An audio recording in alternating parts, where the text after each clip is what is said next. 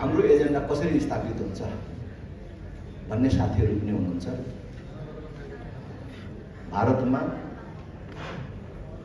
190 वर्ष पुरानो बेलायती शासन सत्याग्रहको बाटोबाटै अन्त भयो भने हामी पनि कति वर्ष भयो गणतन्त्र पाएका, हामी सत्याग्रहको बाटोबाटै यसको अन्त्य गर्छौँ। यो अन्त्य हुन्छ र अन्त्यको नजिक पुगेको छ, तर यसको लागि हामी कोही पनि उताउलो हुनु हुँदैन। बिग्रियो भने हामीबाटै बिग्रिनेवाला छ। त्यसकारण हामी सबै जिम्मेवार हुनुपर्छ र इमान्दार हुनुपर्छ। हामी अहिले जति छौँ त्यतिले मात्रै पुग्दैन। यो कुरा मैले जहिले भनिरहेको छु। हामी छरिएकाहरू मिल्यौँ, हामी एक तह अगाडि बढ्यौँ। तर जबसम्म आम जनतालाई हामीले हाम्रो साथमा लिएर अगाडि बढ्दैनौँ र आम जनता आउने वातावरण बनाउँदैनौँ, यतिले मात्रै पुग्दैन। त्यसकारण यो बाँकी जति दिन छ त्यति दिन आम जनतालाई यो आन्दोलनमा आउने वातावरण हामीले निर्माण गर्नुपर्छ। र हामीले जेठ 15 गते अब 11 दिन छ, 10 दिन छ, होइन भोलि नै छ भन्ने हिसाबले काम सुरु गर्नुपर्छ। त्यही हिसाबको मेहनत हामीले अगाडि बढाउनुपर्छ र हामीले यो आन्दोलन राष्ट्र संस्था पुनर्स्थापनाको आन्दोलन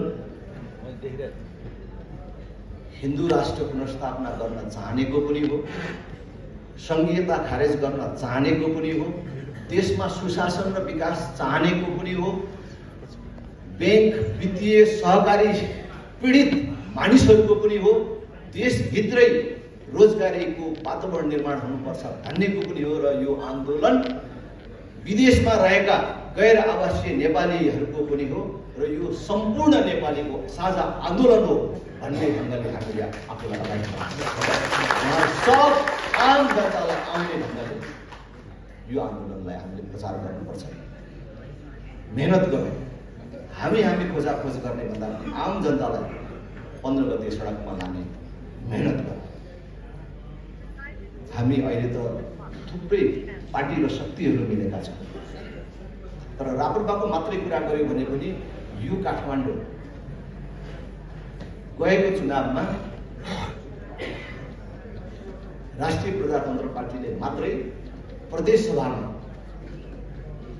97,000 समानुपातिक मत प्राप्त गर्यो भनेको उपत्यकाको होइन, काठमाडौँको मात्रै 97,000 मान्छेले हलोमा छाप हाने। ती मानिसहरू हामीले एकचोटि चिन्नु पर्यो।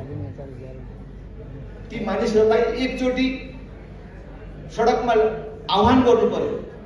यही साथीहरू हुनुहुन्छ। हिजै मैले हाम्रो यो 3 को उम्मेदवारलाई, प्रदेशको उम्मेदवारलाई मैले सोधेँ, तपाईँले 5800 भोट ल्याउनु भयो, 1000 मान्छे थाहा छ तपाईँलाई कसले भोट दियो भन्ने कुरा? थाहा छैन। ती 5800 मान्छेलाई खोज्नु पर्यो, आउनु पर्यो। तपाईँले जे विश्वासका साथ लुकेर भोट दिनुभएको थियो एकचोटि आइदिनु पर्यो। तपाईँको विश्वास अब सत्यमा परिणत हुने एउटा समय आयो। त्यसकारण तपाईँको पनि एक धक्का, एक मद्दत चाहियो भनेर हामीले आह्वान गर्छौँ। हामी लागु सम्भव छ, तर फेरि भन्छु सबै मजासँग लागु। त्यस कारणले आजबाट फर्केपछि घर दैलोमा जानको लागि बैठक बस्नुपर्ने, भेला गर्नुपर्ने केही जरुरत छैन। हामी आफ्नो ढङ्गले यो उपत्यकालाई जोड्ने ढङ्गले जबसम्म उपत्यका बुझ्दैन, बाहिरबाट आएको मात्र पुग्दैन। तपाईँहरू सबैले महसुस गर्नुभएको होला अहिले